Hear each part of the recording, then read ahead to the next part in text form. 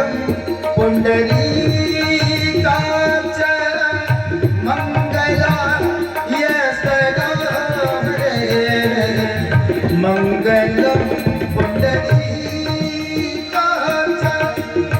मंगलाय सरोहरे मंगलम भगवान विष्णु मंगलम गणध्वज व्यासाय विष्णुरूपाय व्यासरूपाय वैष्णवे नवै वै ब्रह्माहृदय वासिष्ठाय नमो नमः वासिष्ठाय नमो नमः वासिष्ठाय नमो नमः। ओम आरतीभ्याम नमः। आरती में भाग लेंगे भाव से सभी आरती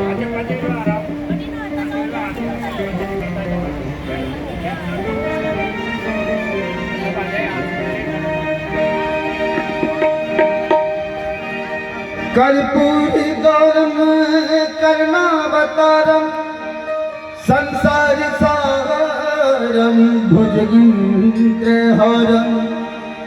सदा वसंतम दयारविंदे भवं भवानी सहितं नमामि। श्री भागवत भगवान की आरती पापियों को पाप से तरती। श्री भागवत भगवान की है आरती पापियों को पाप से है तारती। श्री भागवत भगवान की है आरती पापियों को पाप से है तारती। श्री भागवत भगवान की है आरती है हो पापियों को पाप से है तारती। यह अमर ग्रंथ यह मुक्ति पंथ यह पंचमो वेद निराला नव ज्योति जगाने वाला। यह अमर ग्रंथ मुक्ति पंथ ये पंचम वेद निराला नव ज्योति जगाने वाला। यह अमर ग्रंथ यह मुक्ति पंथ यह पंचमो वेद निराला नव ज्योति जगाने वाला। ये अमर ग्रंथ ये मुक्ति पंथ ये पंचम वेद निराला नव ज्योति जगाने वाला। हरि नाम यही हरि धाम यही हरि नाम यही हर धाम यही हरि नाम यही हरि धाम यही हरि नाम यही हर धाम यही। जग के मंगल की आरती पापियों को पाप से है करती। श्री भागवत भगवान की है आरती पापियों को पाप से है तारती।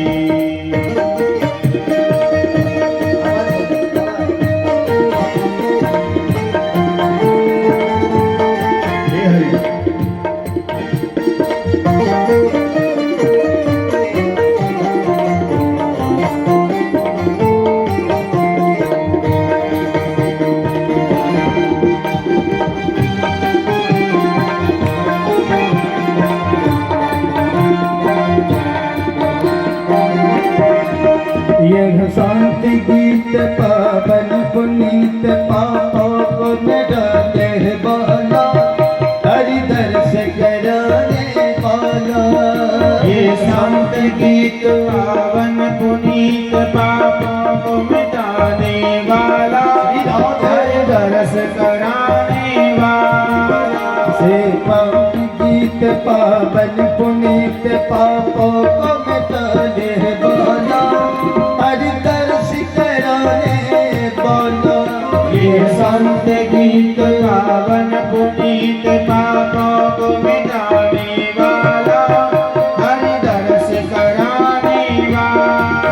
यह सुख करनी यह दुख हरनी, ये सुख करणी ये दुख हरणी, यह सुख करनी यह दुख हरनी, ये सुख करणी ये दुख हरणी।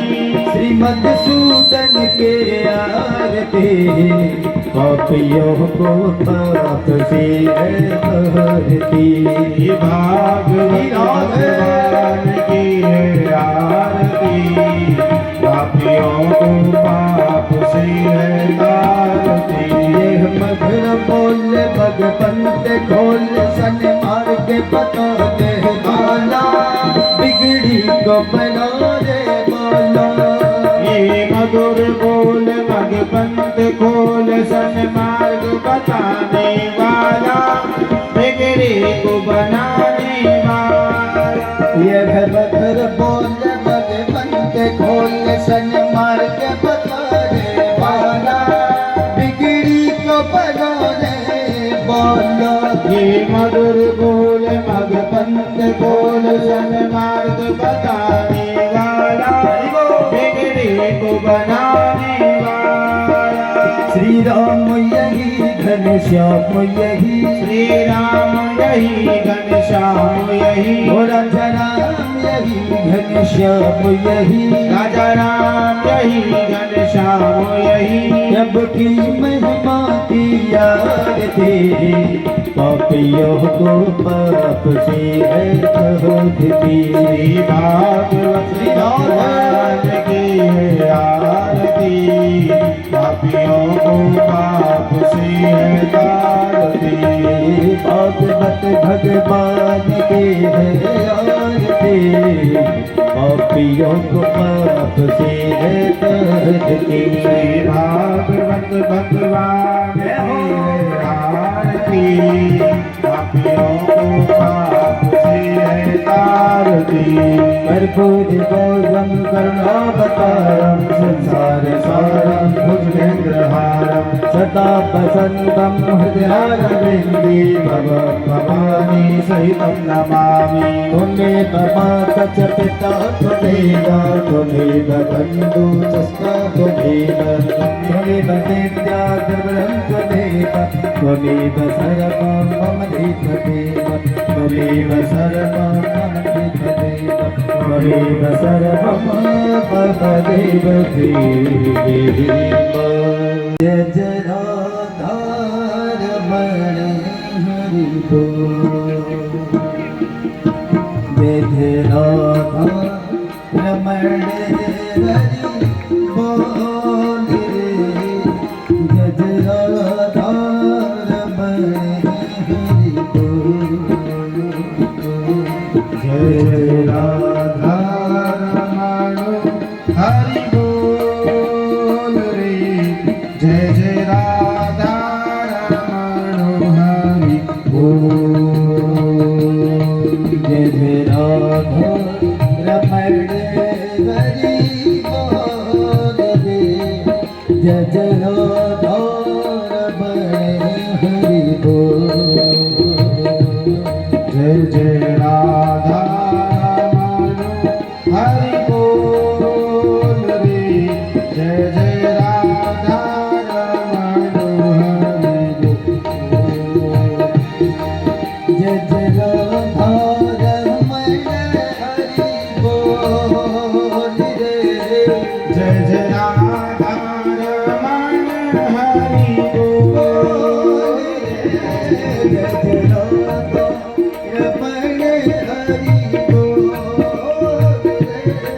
जय जय राधा रमण हरि बोल, जय जय राधा रमण हरि बोल, जय जय राधा रमण हरि बोल, जय जय राधा रमण हरि बोल, जय जय राधा रमण हरि बोल, जय जय राधा रमण हरि बोल।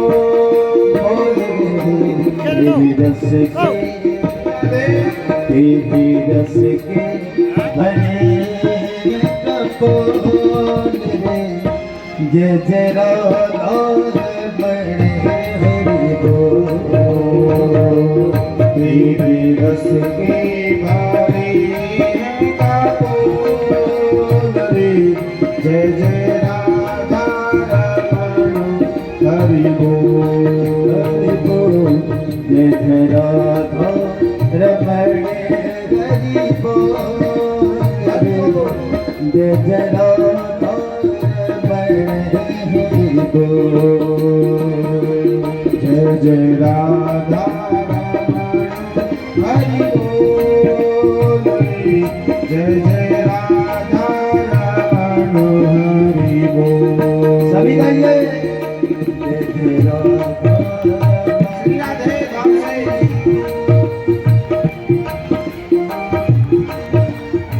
अभी आपकी आवाज नहीं आ रही है, बिल्कुल चुप बैठे हो। सब बोलिए अपने मुख से, अपनी जिज्ञा से।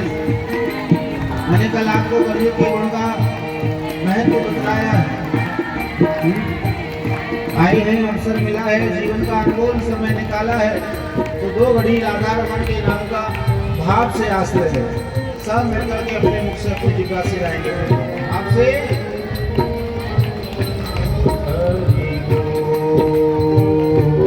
जय जय राधा रमण हरि बोल रे, जय जय राधा रमण हरि बोल।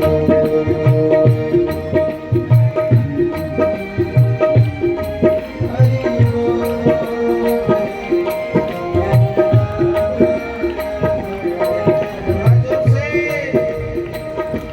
जय जय राधा हरि बोल रे, जय जय राधा रमण हरि बोल। हरि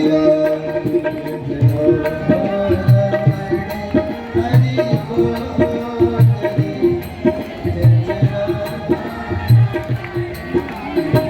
बोलिए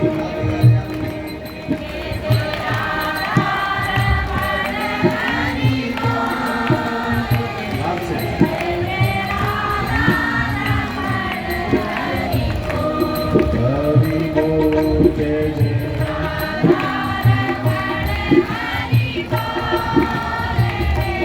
जय जय राधा बोल। जय जय राधा हरि बोल। जय जय राधा हरि बोल। गाइए। श्री राधे।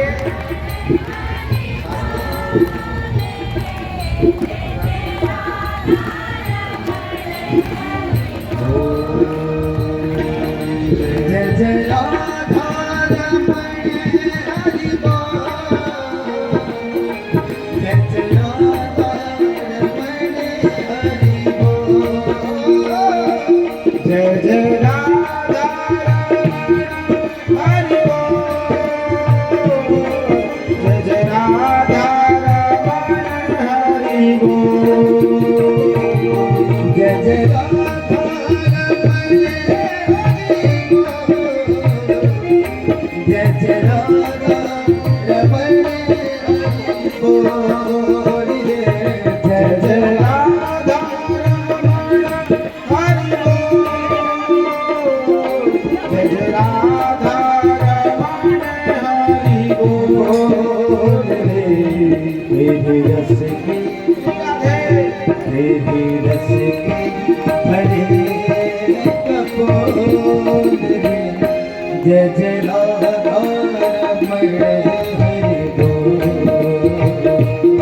तेरे रस के भारे कापोल रे, जय जय राधा रमण हरि बोल। हरि बोल। जय जय राधा रमण हरि बोल। जय जय राधा रमण हरि बोल। जय जय राधा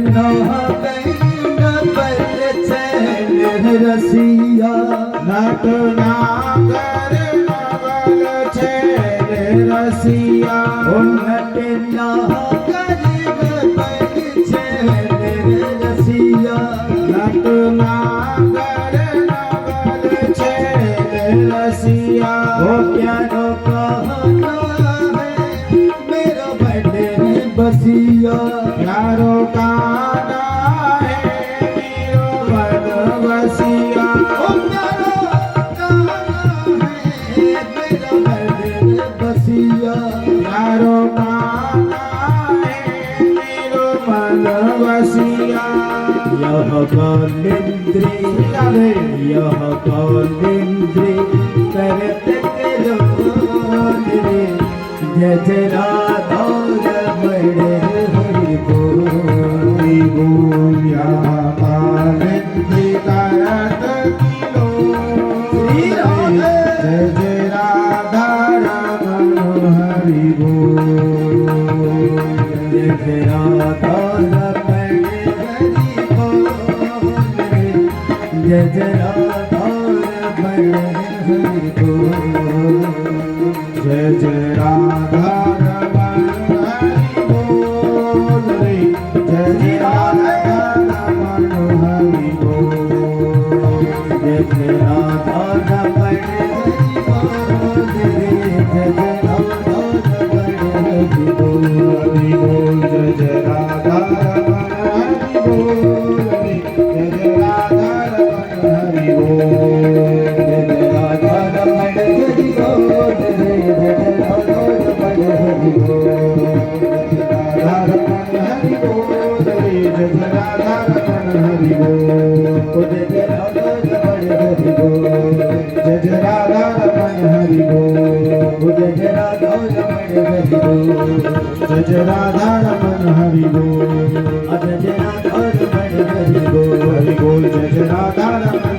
हरि बोल जय जय राधा बड़े हरि बोल बोल जय जय राधा रमण हरि बोल बोल बोल जय जय राधा बड़े हरि बोल बोल जय जय राधा रमण हरि बोल बोल बोल जय जय राधा बड़े हरि बोल जय जय राधा रमण हरि बोल जय जय श्री राधे जय जय श्री राधे जय जय श्री राधे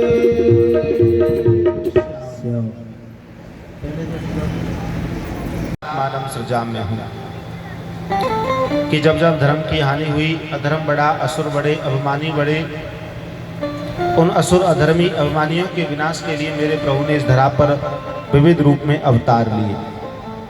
अवतार लेकर धर्म की स्थापना की, अधर्म का विनाश किया। केवल एक यही मूल कारण है प्रभु के अवतारों का। इस हेतु से मेरे प्रभु ने इस धरा पर अनेक रूप में, विविध रूप में अवतार लिए। हर युग में उन प्रभु के दिव्य अवतारों की कथाओं का वर्णन श्री सुखदेव मुनि राजा परीक्षित को श्रवण करा रहे हैं। सप्तम मनवंतर के अंतर्गत जो मेरे प्रभु ने अवतार लिया, प्रभु के इस दिव्य अवतार की कथा का वर्णन श्रवण कराते हुए कहा कि विरोचन के पुत्र दैत्यराज राजा बलि, जिन्होंने तीनों लोगों पर अपना अधिकार, अपना आधिपत्य जमा लिया और सब देवताओं को युद्ध में परास्त किया। बलि का साम्राज्य चारों तरफ बढ़ने लगा। देवताओं के लोगों पर बलि ने अपना अधिकार जमाया। सब देवतागण आज मेरे प्रभु की शरण में आए। प्रभु शरण आकर के अपने दुख का वर्णन सुनाया तो मेरे प्रभु ने सबको धैर्य बंधाया कि चिंता ना करो, कुछ ही समय पश्चात मैं इस धरा पर अवतार लेकर आने वाला हूँ। अवतार लेकर के आने का मुख्य उद्देश्य है राजा बलि के अपमान का नाश करना। तुम धैर्य धारण करो। सब देवताओं ने यहाँ धैर्य धारण किया और मेरे प्रभु ने अपने अवतार की लीला आरंभ की। पृथ्वी लोक पर कश्यप ऋषि, जिनकी दो पत्नी थी, एक का नाम दिति और दूसरी का नाम अदिति। दिति के दो पुत्र हुए, हिरण्याक्ष और हिरण्याकश्यपु। 12 भगवान के द्वारा तो हिरण्याक्ष का वध किया गया और नरसिंह भगवान के द्वारा हिरण्याकश्यपु का वध किया गया। पर जो मां अदिति थी ना, वो निसंतान थी। आज मां अदिति ने आकर के कश्यप ऋषि से संतान की कामना की, तो ऋषि ने भागवत धर्म के अनुसार मां अदिति को पयो व्रत के नियम का विधान बतलाया।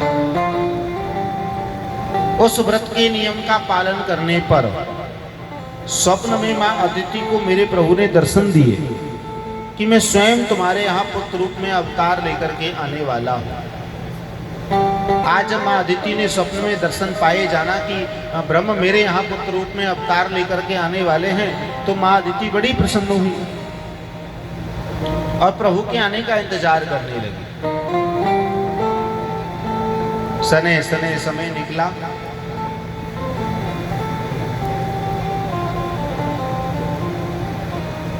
और यहाँ भाद्रपद मास की विजया द्वादशी के दिन आज स्वयं परम ब्रह्म भगवान श्री हरि नारायण कश्यप ऋषि और मां अदिति के यहाँ पुत्र रूप में अवतार लेकर के आए। जैसे ही मेरे प्रभु का अवतार हुआ, अवतार लेते ही आकाश मार्ग में सब देवता प्रकट हो गए। सबने सुमन पुष्प वर्षा की और अद्भुत मेरे प्रभु के अवतार के दर्शन किए। बड़ा दिव्य सौंदर्य सूक्ष्म रूप है। सब देवताओं ने यहाँ मेरे प्रभु के स्वरूप को देखा, तो आज मेरे प्रभु के रूप को देखते हुए मेरे प्रभु के स्वरूप को नापा, तो केवल वामन मूल के बैठे, और वहीं उन देवताओं ने मेरे प्रभु का नाम रखा वामन भगवान, और वामन भगवान के नाम से प्रभु को पुकारा जाने लगा। बोलिए वामन भगवान की जय हो। प्रभु का अवतार हुआ, सब देवी देवतागण बड़े आनंदित हर्षित हुए और यहाँ सुमन पुष्प वर्षा करने लगे। अद्भुत मेरे प्रभु के अवतार के दर्शन किए हैं। जैसा मेरे प्रभु का रूप है, आज उसी रूप में गुणगान गाने लगे और उत्सव बनाने लगे। सब देवतागण आनंदित हो आकाश मार्ग में प्रभु के अवतार के जन्म की खुशी बना रहे, उत्सव बना रहे। वामन भगवान का हुआ अवतार, देव हर साई है। वामन भगवान का हुआ अवतार, देव हर साई है। वामन भगवान का हुआ अवतार, देव हर साई है। वामन भगवान का हुआ अवतार, देव हर साई है। हर साई है, देव हर साई है। हर साई है, देव हर साए हैं। हर साए हैं, देव हर साए हैं। हर साए हैं, देव हर साए हैं। वामन भगवान का अवतार, देव हर साए हैं। वामन भगवान का हुआ अवतार, देव हर साए हैं।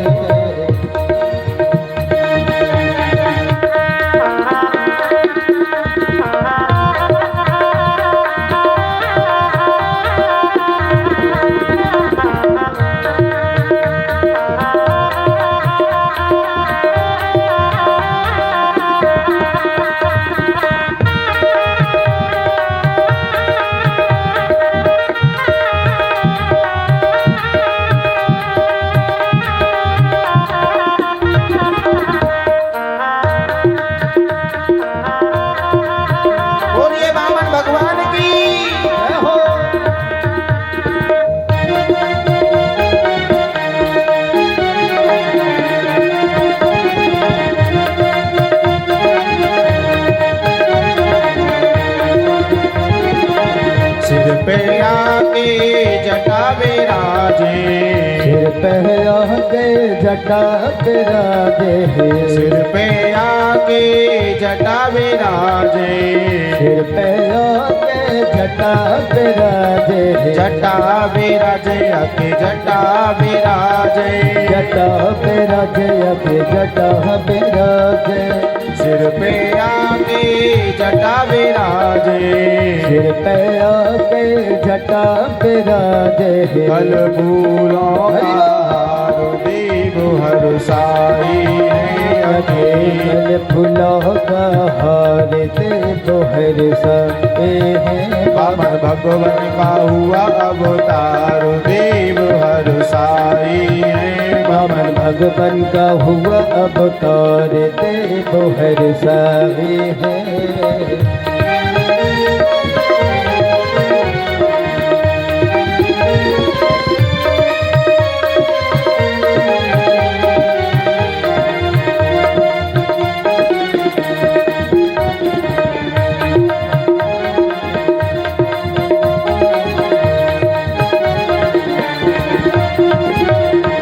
कानन कुंडलो या के सोहे, कानन कुंडल या के सोहे, कानन कुंडलो या के सोहे, कानन कुंडल या के सोहे, या के सोहे देखो या के सोहे, या के सोहे देखो या के सोहे। कानन कुंडलो या के सोहे, कानन कुंडल या के सोहे। कल में जयती लाल देव हर साई है यके। कल में जयती माल देव हर साई है। बामन भगवान का हुआ अवतार देव हर साई है। बामन भगवान का हुआ अवतार देव हर साई है।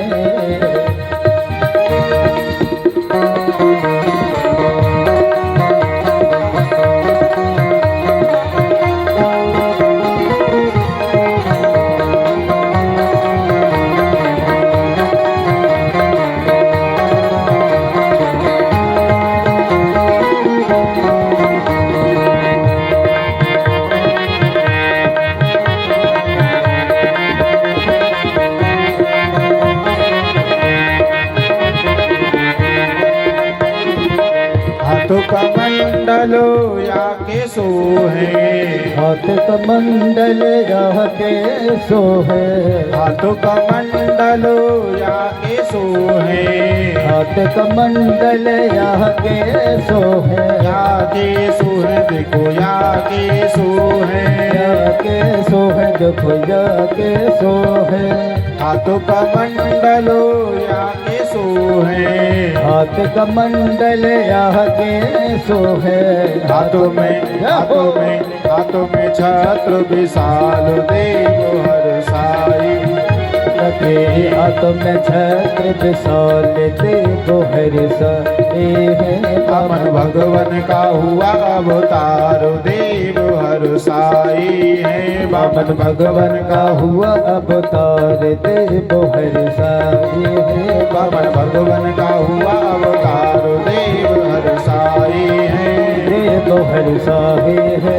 देव हर साई है। देव हर साई है। देव हर साई है। देव हर साई है।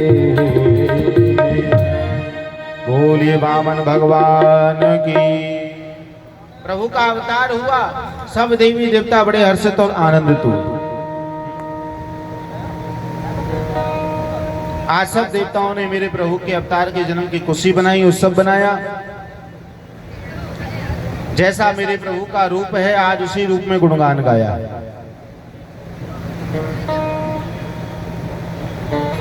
बड़ा अद्भुत मेरे प्रभु का सूक्ष्म रूप।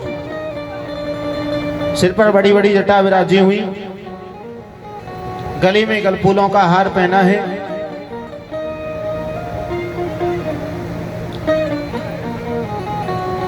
ललाट पर ब्रह्म तेज है,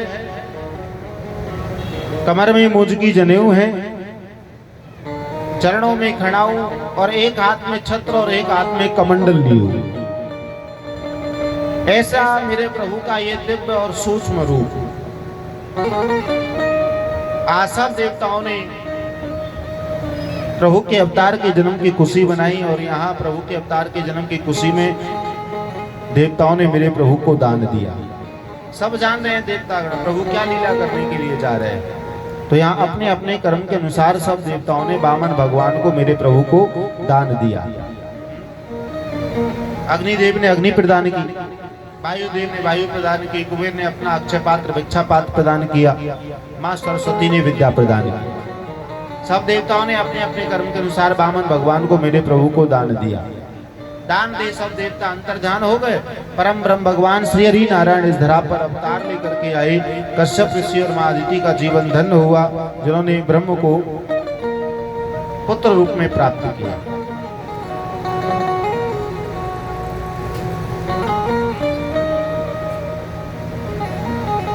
ऋषि सब जान रहे हैं कि जो मेरे यहाँ पुत्र रूप में अवतार लेकर आए हैं, ये कोई साधारण बालक नहीं, ये तो साक्षात ब्रह्म है।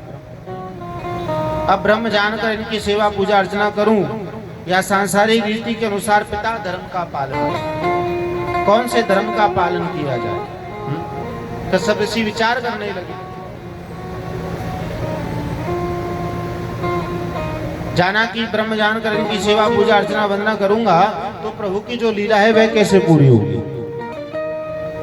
क्योंकि सब जान जाएंगे, सब जान जाएंगे तो प्रभु की लीला अधूरी रह जाएगी। प्रभु की लीला तो तभी पूर्ण होगी जब कोई जान ना पाए, कोई समझ ना पाए।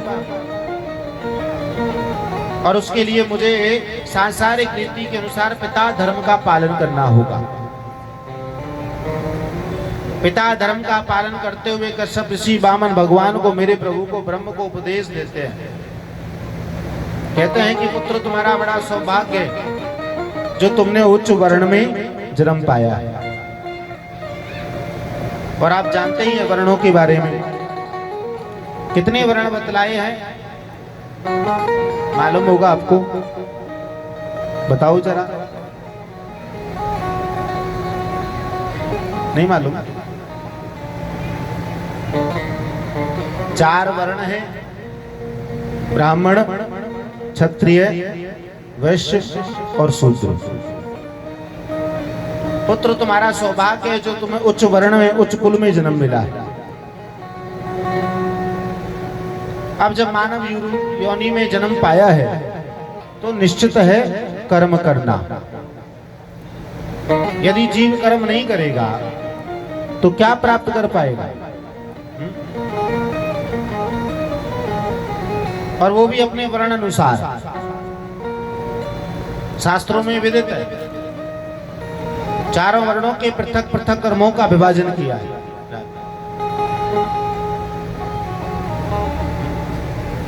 ब्राह्मण का अलग कर्म है, क्षत्रिय का अलग कर्म है, वैश्य का अलग कर्म है, शूद्र का अलग कर्म है। सबके कर्मों का अलग अलग विभाजन है।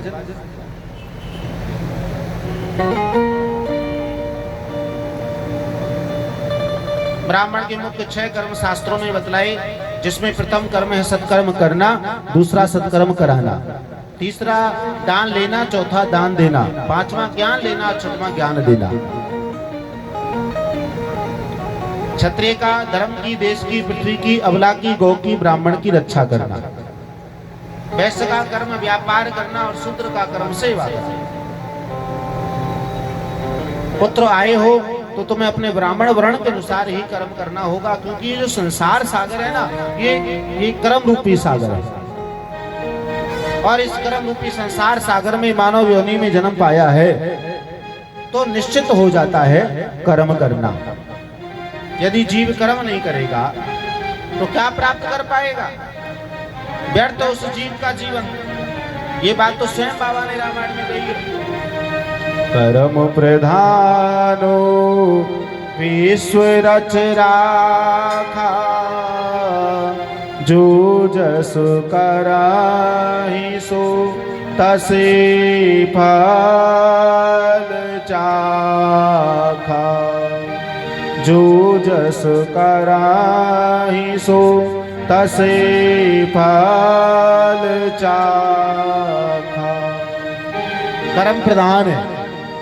कर्म में वो शक्ति है कि जीव चाहे तो कर्म के द्वारा क्या प्राप्त नहीं कर सकता।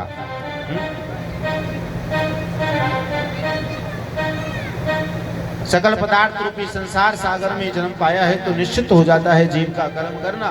अब कर्म के अनुसार ही जीव को फल की प्राप्ति होती है। जो जस करे, जो जैसा करेगा वैसा फल पाएगा। अच्छे का अच्छा और बुरे का बुरा परिणाम उसका निश्चित है।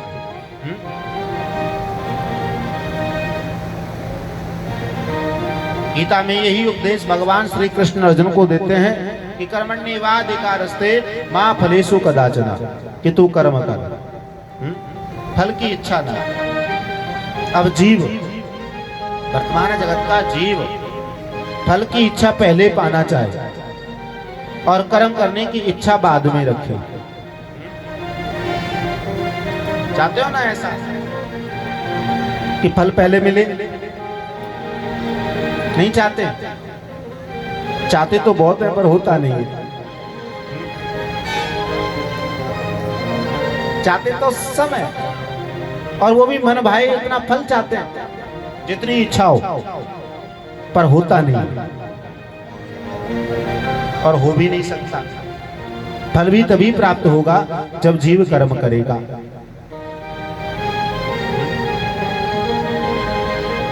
फल भी तभी प्राप्त होगा।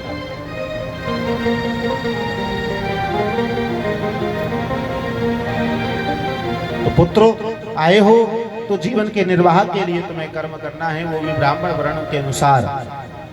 प्रभु मनी मन विचार करने लगे कि बस मैं आया इसी कार्य के लिए हूँ, आपकी आज्ञा का मुझे इंतजार है, आपकी आज्ञा मिली तो मैं अपना कार्य आरंभ करूं।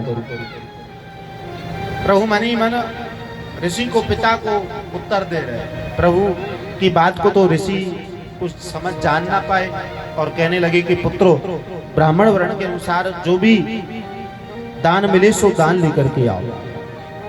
दान के लिए पात्र को लेके जाओ और जो भी नगर से दान मिले सो दान लेकर के आओ। आज ऋषि ने मेरे प्रभु को दान लेने के लिए नगर में भेजा। पिता की आज्ञा।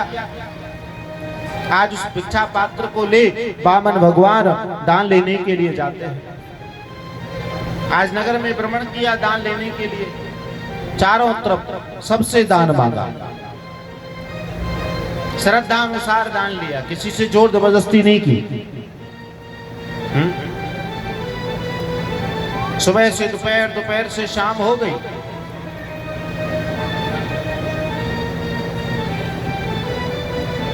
और शाम होते ही दान के पात्र को ले वापस आए और लाकर के आज ऋषि के हाथों में दान का पात्र रखा। देखा ऋषि ने दान के पात्र में तो पाया बहुत थोड़ा दान है, और जब थोड़ा दान देखा तो ऋषि कहने लगे, पुत्र ये तो बहुत थोड़ा दान है, इस दान से तो काम चलने वाला नहीं।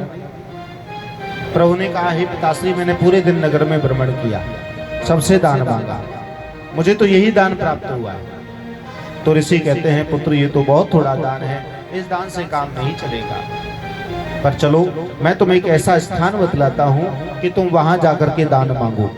और जहां मैं तुम्हें भेज रहा हूँ ना, वह इतना बड़ा दानी है, इतना बड़ा दानी है कि फिर तुम्हें जीवन में कभी दान मांगने की आवश्यकता नहीं पड़ेगी। कितना बड़ा दान है, जो मांगोगे सो मिलेगा। अब ये तुम्हारे ऊपर है, क्या मांगो, कैसे मांगो, कब मांगो। प्रभु मनी मन विचार करने लगे कि बस मैं आया इसी कार्य के लिए हूँ, आपकी आज्ञा का इंतजार है कि कब आप मुझे वहां जाने की आज्ञा दें और कब मैं अपना कार्य आरंभ करूं। अब ऋषि तो प्रभु की मन की बात को कुछ समझ ना पाए और ऋषि ने आज्ञा दी, जाओ पुत्र, इस नगर के बाहर दैत्यराज राजा बलि का बहुत बड़ा महल बना है और राजा बलि बहुत बड़ा दानी है, तुम राजा बलि के द्वारे जाओ दान लेने के लिए, जो मांगोगे सो मिलेगा, इतना बड़ा दानी है। आज इसी आज्ञा का मेरे प्रभु को इंतजार था और पिता की आज्ञा मिली तो वामन भगवान मेरे प्रभु देवताओं के इस कार्य को पूर्ण करने के लिए जाने को तैयार हो गए। बड़ा अद्भुत दिव्य सौंदर्य सूक्ष्म रूप मेरे प्रभु का, जो देखे देखता रह जाए, आज ऐसा रूप लिया और वामन भगवान देवताओं के इस कार्य को पूर्ण करने के लिए जाने लगे, राजा बलि को छलने के लिए। आज मेरे प्रभु त्रिलोकीनाथ निकल पड़े मेरे भक्तों। बड़ा अद्भुत मेरे प्रभु का रूप है।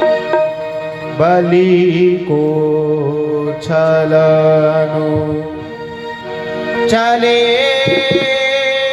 तेरे लोगी, बलि को छलनो, बलि को छलनो चले तेरे लोगे, बलि को छलने, बलि को छलने चले तेरे लोगी,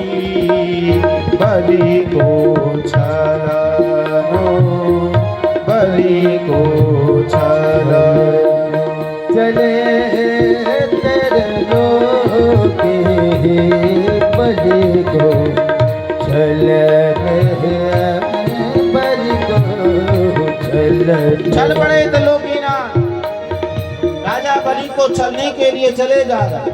बड़ा अद्भुत और मेरे प्रभु का दिव्य रूप है, सूक्ष्म रूप। ऐसा रूप जो देखे देखता रह जाए। और जैसे ही नगर में भ्रमण किया, प्रवेश किया, तो नगर के जितने भी लोगों ने देखा सब देखते रह गए कि बड़ा अद्भुत दिव्य ब्राह्मण आज हमारे नगर में आया है। सूक्ष्म रूप है, सिर पर जटा विराजी है, कान कमर में गूंज की जनेऊ है, गल फूलों का हार पहना है, नाभि कमल पर कौस्तुभ मणि दमक रही है, ललाट पर ब्रह्म तेज है, चरणों में खड़ाऊ, एक हाथ में छत्र और एक हाथ में कमंडल लिए हुए। ऐसा प्रभु का दिव्य केवल बामंडल के जो देखे देखता रह गया। आज प्रभु के इस दिव्य रूप को देख मेरे भक्तों। ओ बलि को छलन चली त्रिलोकी, कला बनाए लई छोटी। बलि को छलन चले त्रिलोकी, कला बना लई छोटी। बलि को छलन चली त्रिलोकी, कला बनाए लई छोटी। बलि को छलन चले त्रिलोकी, कला बना लई छोटी। हाथ में ले लई ब्रह्मल कुटिया, हाथ में ले लई ब्रह्मल कुटिया, बादल दबाए लैया रे भागवत पोथी। बलि को छलन, बलि को छलन चले त्रिलोकी, बलि को छलन, बलि को छलन। चल पड़े त्रिलोकीनाथ। ऐसा मेरे प्रभु का रूप जो देखे देखता रह जाए। आज मनमोहक रूप मेरे प्रभु ने बनाया है, सूक्ष्म रूप है, बाम अंगुल के, जो देखे देखता रह गया। आज प्रभु नगर के मार्ग से जा रहे हैं, बगल में भागवत पोथी और हाथ में छत्र, एक हाथ में कमंडल लिए हुए। ऐसा प्रभु का दिव्य मनमोहक रूप। और यहाँ नगर से बाहर निकले तो दूर राजा बलि के बड़े महलों को देखा। और जब दूर राजा बलि के बड़े महलों को देखा ना, तो ये देख चले आए आज मेरे प्रभु बलि के महलों की ओर। बड़े विशाल महल, चारों दिशाओं में चारों द्वार लगे हैं।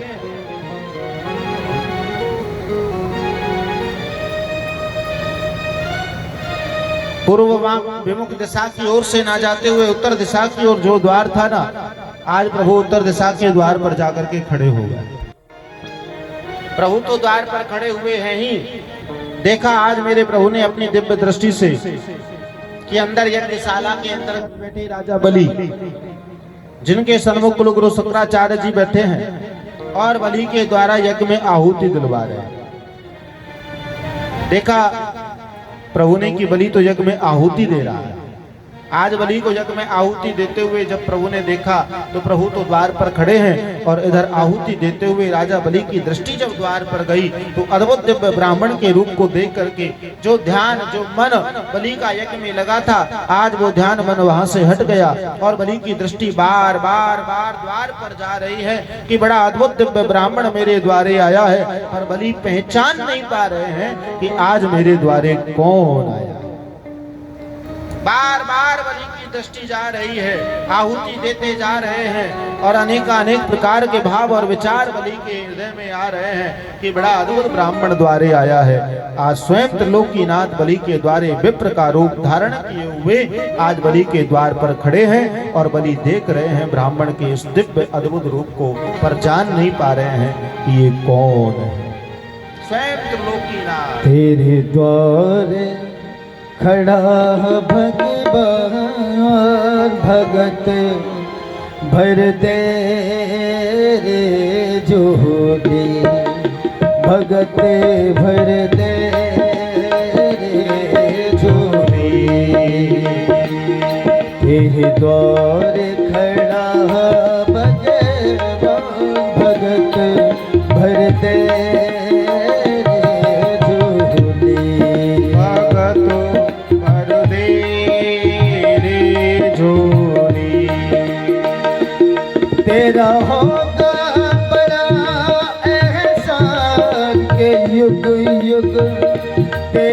रहेगी साथ भगत भर दे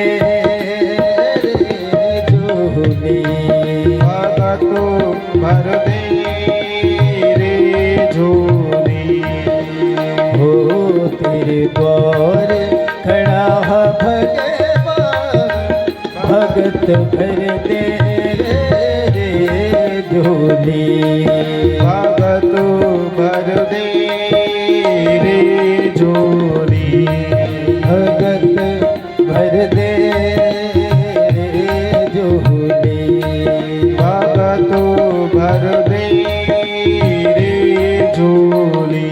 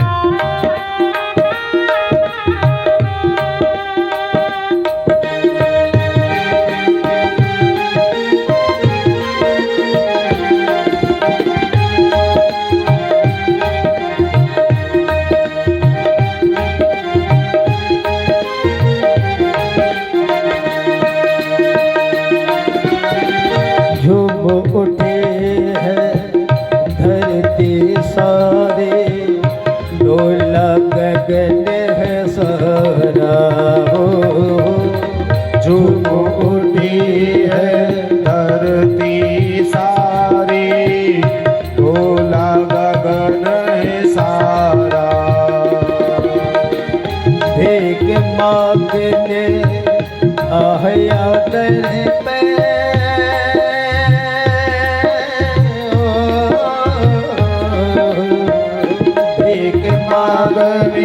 आया दर पे जगत का पालने हारे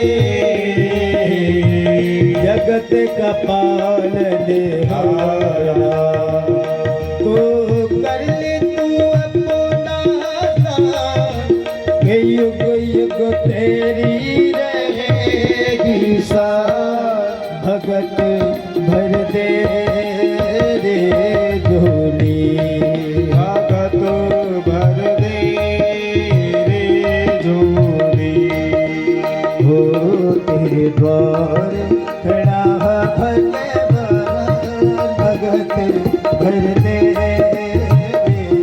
झोली भगत भर दे रे झोली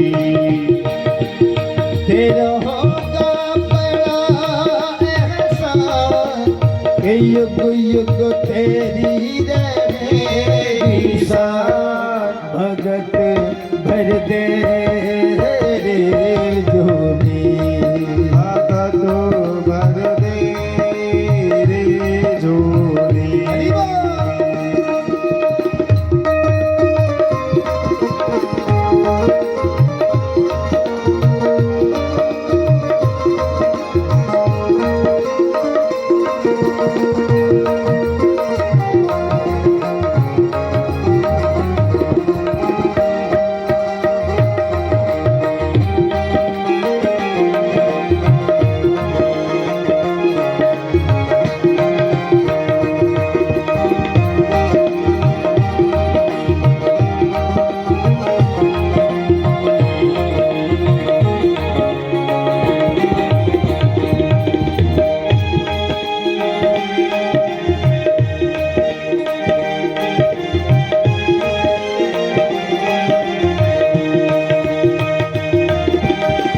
आज लुटा दे सर्व से अपना मान ले कहना मेरा हो आज लुटा में सर्व से अपना मान लेगा मेरा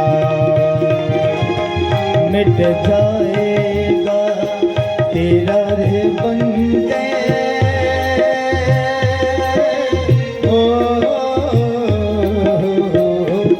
मिट जाएगा तेरा रे बंदे जन्म जन्म का फेरा रे,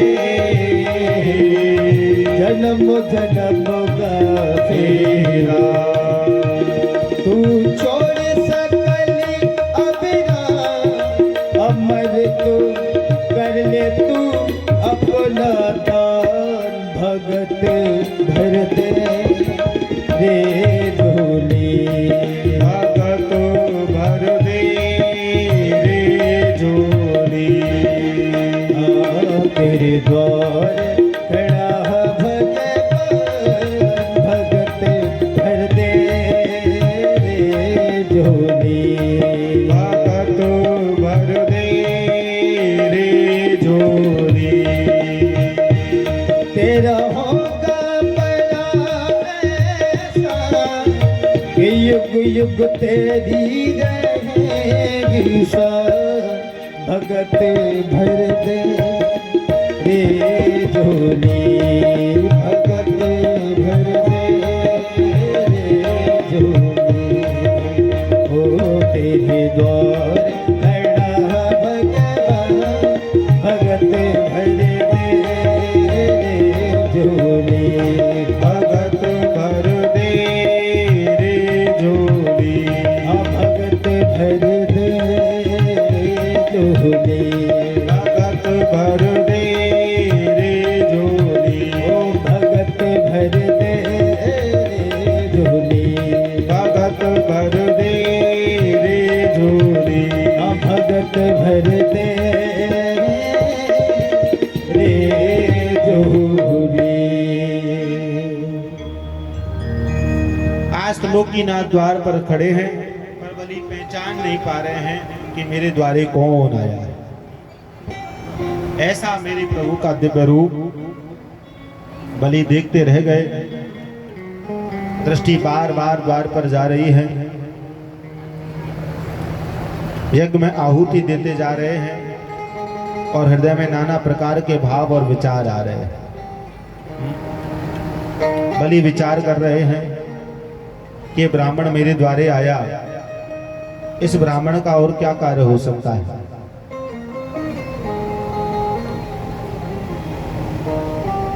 और चलो आया भी है तो ये द्वार पर ही क्यों खड़ा रह गया, इसे मेरे पास तक आना चाहिए, आने का मुझे कारण बताना चाहिए। और यह है कि जो द्वार पर ही खड़ा है, पर है बड़ा अद्भुत ब्राह्मण। फिर बलि ने विचार किया कि मैं इस नगर के सभी ब्राह्मणों को जानता हूं, मैंने तो इस नगर में इस ब्राह्मण को देखा नहीं, लगता है कहीं बाहर से आया है, अनभिज्ञ है, इसे मालूम नहीं है, इसलिए द्वार पर ही खड़ा रह गया।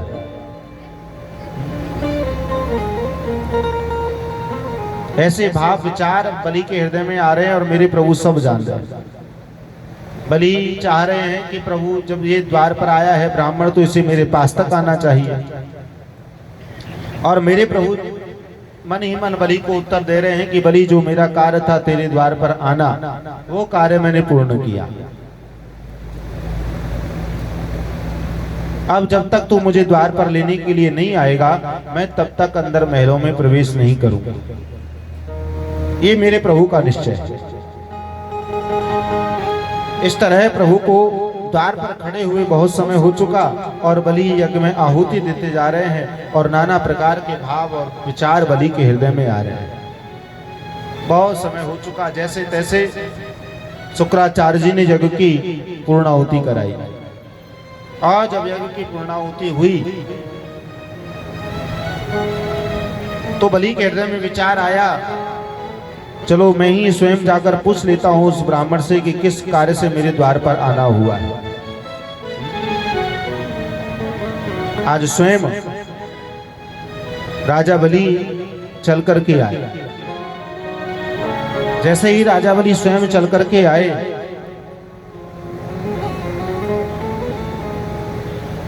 तो आकर के प्रथम बलि ने ब्राह्मण को प्रणाम किया कि हे ब्राह्मण देव, आपको राजा बलि का प्रणाम स्वीकार हो।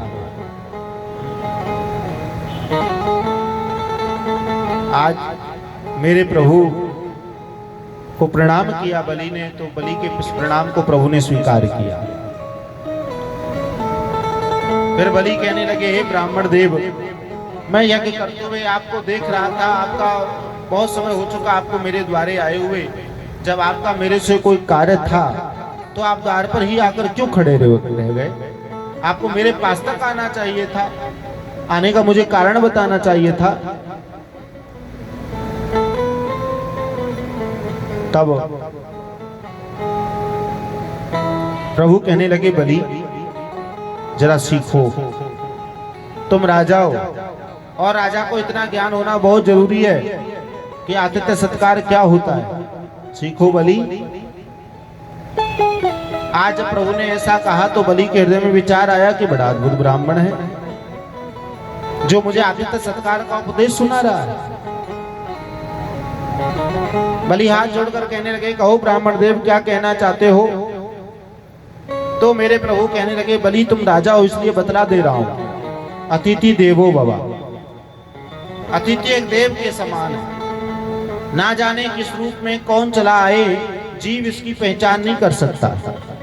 इसलिए हमारे द्वारे जो भी आया उसे अतिथि का रूप दिया, और अतिथि को देव जानकर उसका आदर सत्कार मान सम्मान हमें करना चाहिए।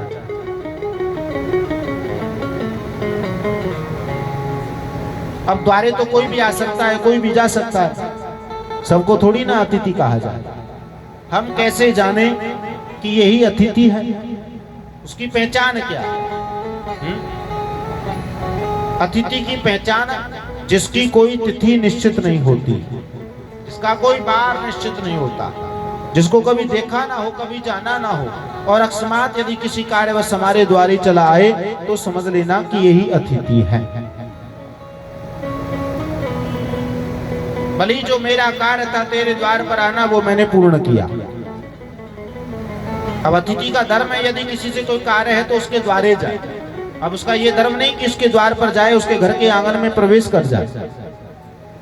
बलि अब तेरा धर्म बनता है कि द्वारे अतिथि आया है, आदर के साथ लेके जाए, आसन दे, जलपान कराए। बलि ये तेरा धर्म है।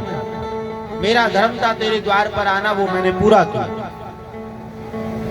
आज जब बलि ने ब्राह्मण के मुख से आतिथ्य सत्कार का उपदेश सुना तो बलि मन ही मन विचार करने लगे कि बड़ा अद्भुत ब्राह्मण है, पर बड़ा विद्वान ब्राह्मण है। विद्वान ब्राह्मण जान करके अब बलि बड़े आदर भाव के साथ मेरे प्रभु को अंदर लिवा के लेके जाने लगे। आओ ब्राह्मण देव, अंदर आओ। बड़े आदर भाव के साथ अंदर लेके गए, आसन दिया, प्रभु आसन पर बैठे, जलपान कराया। प्रभु ने जलपान भी किया और अब बलि कहने लगे, कहो ब्राह्मण देव, किस कार्य से मेरे द्वार पर आना हुआ है? प्रभु कहने लगे, बलि ये ब्राह्मण तेरे द्वार पर आया है, इसका और क्या कार्य हो सकता है? बलि मैं तो तेरे द्वारे केवल दान लेने के लिए आया हूं। कह दिया साहब कि तेरे द्वारे केवल दान लेने के लिए आया हूं। अब दान लेना है तो बलि को दान की महिमा भी बतला ले कि बलि जीवन में दान का होना बहुत जरूरी है। जो जिस अनुसार दान करता है उसी के अनुरूप उसकी शुद्धि और वृद्धि, ये दो फल लाभ उस जीव को प्राप्त होते हैं। अन्न दान करोगे, अन्न की शुद्धि होगी, अन्न की वृद्धि होगी। धन दान करोगे, धन की शुद्धि होगी, धन की वृद्धि होगी। वस्त्र दान करोगे, वस्त्र की शुद्धि होगी, वस्त्र की वृद्धि होगी। जो जिस अनुसार दान करता है उसी के अनुरूप उसकी शुद्धि और वृद्धि, ये दो फल लाभ उस जीव को प्राप्त होते हैं। और जो भी जीव कमाए हुए धन में से दशांश भाग उसका दान में जाए ताकि उसकी शुद्धि हो जाए। अब ऐसा नहीं, क्योंकि लोग तर्क कर देते हैं, अरे दान तो उनके लिए बतलाया है जिनके पास अथाह पैसा है, जिनके काम ही ऐसे, जिनका धंधा ही ऐसा है, जो नंबर 2 के उल्टे सीधे कर्म करें, उनके लिए दान बतलाया है। अब हम कहां से दान करें? इतना ही कमा पाते हैं जो खर्च में चला जाता है, कैसे दान करें? मानना, पर ऐसा नहीं है कि दान उन्हीं के लिए बतलाया है जो उल्टे सीधे कर्म करें। दान सबके लिए बतलाया है। चाहे मेहनत करके ही क्यों ना धन कमा करके लाए हैं, तो भी उसका दशांश भाग दान में जाना चाहिए। हो सकता है कि जो धन हम कमा करके लाए हैं ये कहीं पीछे से चोरी का धन हो, या किसी से छीन करके लिया दिया गया हुआ धन हो, या किसी की आत्मा को कष्ट पहुंचा करके लाया हुआ धन हो। इसलिए उसकी शुद्धि के लिए यहाँ शास्त्रों में दान का महत्व बतलाया है। दान करने पर उस धन की शुद्धि हो जाती है। चाहे जीवन में जितना भी कमाओ, धन केवल 3 मार्गों पर जाना है। चाहे जीवन में जितना भी कमाओ, जाना 3 मार्गों पर। धन की 3 गति है, जिसकी प्रथम गति है दान। उस कमाए हुए धन का सदुपयोग हो, अच्छे कार्य में जाए, दान में जाए, ये पहली गति है। ये करने के पश्चात में जो धन शेष बचेगा, जिसकी दूसरी गति है भोग। हम जितनी भी सांसारिक सुख सुविधाओं का लाभ प्राप्त करना चाहें वो सब प्राप्त कर लें, और वो सब प्राप्त कर लेने के पश्चात में जो धन शेष बचेगा, जिसकी तीसरी गति है नाश। दान, भोग और नाश, इन तीनों मार्गों पर धन जाना है। अंत में धन का नाश होना है, या धन रखा रह जाना है, जीव को चले जाना है। जिस दौलत पर तुझे है भरोसा, ना जाने कब दे जाए धोखा। कब धोखा दे जाए, कब क्या हो जाए, इसके बारे में किसने जाना। और किसी सोचा था कि ऐसा होगा? जब नोटबंदी हुई थी तब सोचा था कि ऐसा होगा? हाँ, कोई 7-6 महीने पहले भी कोई ऐसा, वो भी एकदम से। पहले से पता होता तो सब व्यवस्था कर लेते। हाँ, पर जिनके पास में इतना था कि जो कह भी नहीं सकते, बता भी नहीं सकते, उजागर कर भी नहीं सकते, उनके सामने क्या स्थिति आई। और बहुत से माताओं बहनों के सामने भी स्थिति आ गई, जिन्होंने थोड़ा बहुत मोर्चा जमा के रखा था कि परिस्थिति में, इमरजेंसी में काम आएगा। परिणाम क्या निकला? सारा निकल गया। हाँ, खुल गया सामने, सारी पोल पट्टी आ गई। हाँ? रखे रह गए सारे नोट। हाँ? और जिनके पास इतना था वो तो, उनकी तो रातों की नींद हराम हो गई। क्योंकि जीव इतना धन का संचय करने में लगा है। आज के समय में ज्यादा महत्व तो धन पर दिया जा रहा है कि धन का संचय हो, धन का संचय हो, और हर तरह से जीव धन का संचय करने में लगा रहता है। उल्टे सीधे कर्म करके भी धन का संचय करता है, वैसे भी करता है, वैसे भी करता है, और पूरा जीवन धन का संचय करते करते करते करते निकाल देता है। इतना धन का संचय कर लेता है कि स्वयं को भी पता नहीं रहता कि कितना है। किसके लिए? यदि कहें कि बच्चों के लिए तो भी गलत। अरे जिनके लिए कर रहे हैं, जिन पीढ़ियों के लिए कर रहे हैं, क्या उनको आगे कुछ करना नहीं पड़ेगा? वो बैठे बैठे ऐसे ही पैतृक संपत्ति पर ही अपने जीवन का निर्वाह करेंगे? क्या उनका जीवन का कोई कर्म नहीं होगा? क्या उनका जीवन यूं ही व्यर्थ चला जाएगा? और चलो उनके लिए किया भी तो कोई पुत्र धुंधकारी निकल गया तो? पुत्र कपूत तो क्यों धन संचय, और पुत्र सपूत तो क्यों धन संचय? आखिर इतना संचय करने की आवश्यकता क्या? क्योंकि ये धनी महत्व तो नहीं रहता है। सब कुछ धनी काम ही नहीं आता है। और भी सांसारिक बातें कुछ ऐसी हैं कि जो जीवन में बहुत महत्व रखती है। परमात्मा ने धन तो दिया, पर काया बीमारियों से घिरी है। रात दिन परेशान रहते हैं, शरीर को, काया को निर्मलता नहीं है। हजारों लाखों रुपए खर्च हो जाते हैं बीमारियों में, अब धन तो इतना दिया पर बीमारी भी तो इतनी दी, तो उस धन का लाभ क्या?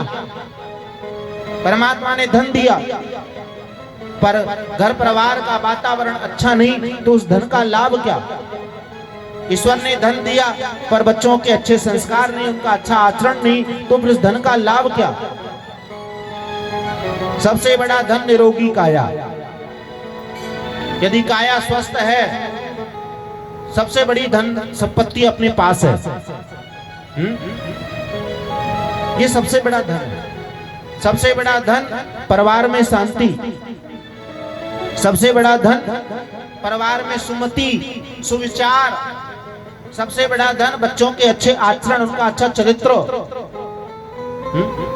सबसे बड़ा धन परमात्मा की भक्ति, ईश्वर की कृपा, ये सबसे बड़ा धन। ये धन इतना महत्व नहीं देता जितना धन ये महत्व देता है। ये तो आता जाता रहेगा, पूर्ण नहीं हो पाएगा। तो इसलिए बलि जीवन में दान का महत्व बतलाया है। क्या भरोसा है, ओ क्या भरोसा है, क्या भरोसा है से जिंदगी का, साथ देती नहीं है किसी का।